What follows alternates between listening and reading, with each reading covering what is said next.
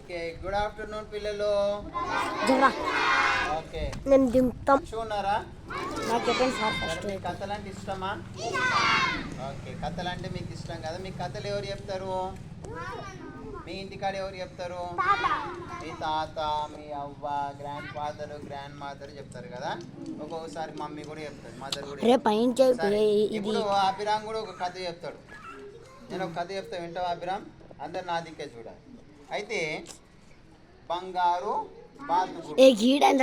బంగారు గుడ్డు కనిపిస్తుందా మీ అందరికి? కనిపిస్తుందా అందరికి? కూర్చోవాలి, నిలబడకూడదు. బాతు కోటు, బంగారు కోటు,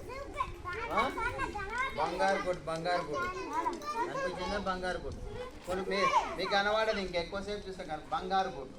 కూర్చోండి. అయితే ఒక ఊర్లో కూర్చో.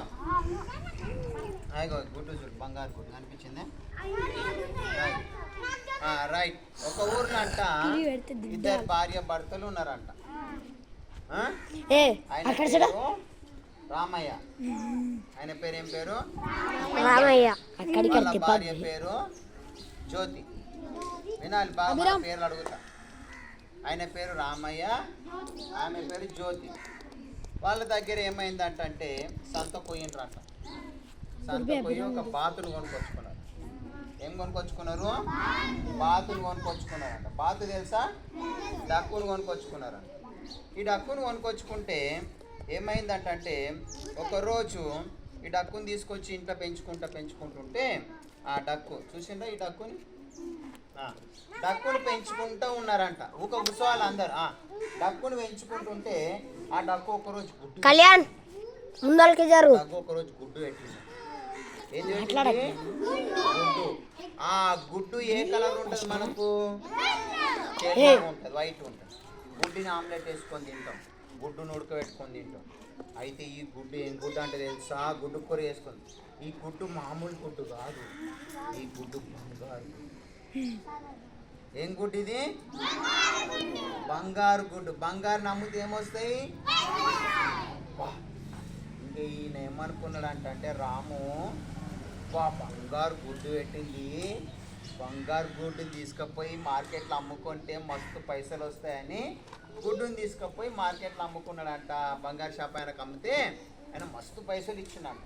ఇంకా పైసలు తీసుకొని సంతలో పోయి మంచి మంచి బట్టలు, బియ్యము, కూరగాయలు, మటను, చికెను, చేపలు మస్తు కొనుక్కొని వచ్చినట్ట. స్వీటు అన్నీ ఇంటికి వచ్చినాక వాళ్ళ ఆమె జ్యోతి చూసి ఇన్ని పైసలు ఎక్కడి నుంచి వచ్చినాయి నీకు అని అడిగిందంట. అరే మనం ఒక బాతుని తెచ్చినాం కదా, ఆ బాతు బంగారు గుడ్డు పెట్టింది అని చెప్పి.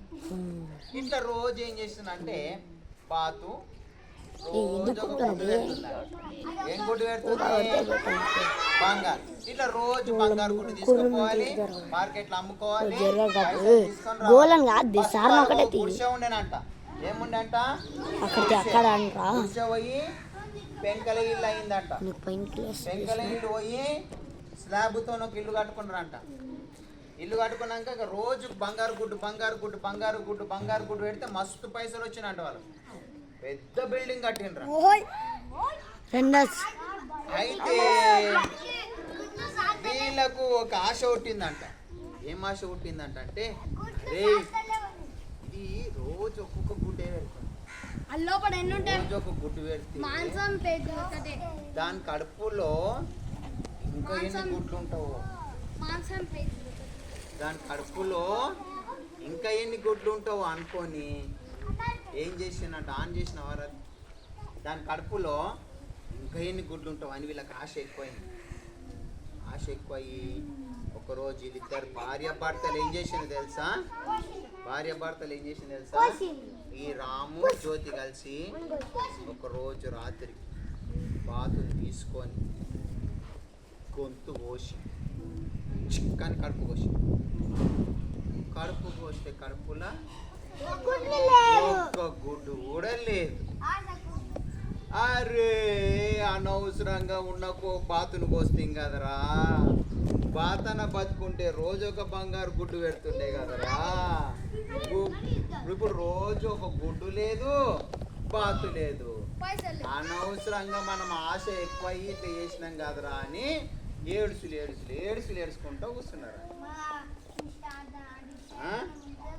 ఆశ ఉండాలి కానీ మనిషికి ఏముండకూడదు, అత్యాశ ఉండకూడదు. ఏముండకూడదు? అతి ఆశ ఉండకూడదు మనిషికి, ఎక్కువ ఆశ ఉండకూడదు మనిషికి. ఉన్న దాంట్లో మనం సంతృప్తి ఉండాలి కదా. బంగారు గుడ్డులాగా మనకి ఇప్పుడు మన నాయన ఏం చేసిందంటే, మన అమ్మ అలా పైసలు ఉన్నాయరా రోజు 1 రూపాయి తీసుకోపా అని చెప్పిందంట.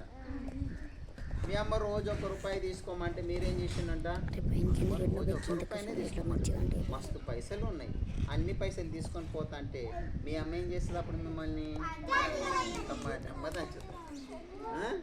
అందుకని ఇప్పుడు ఉన్న దాంట్లో మనము హ్యాపీగా ఉండాలి. ఇది బంగారు బాతుగుడ్డు కథ.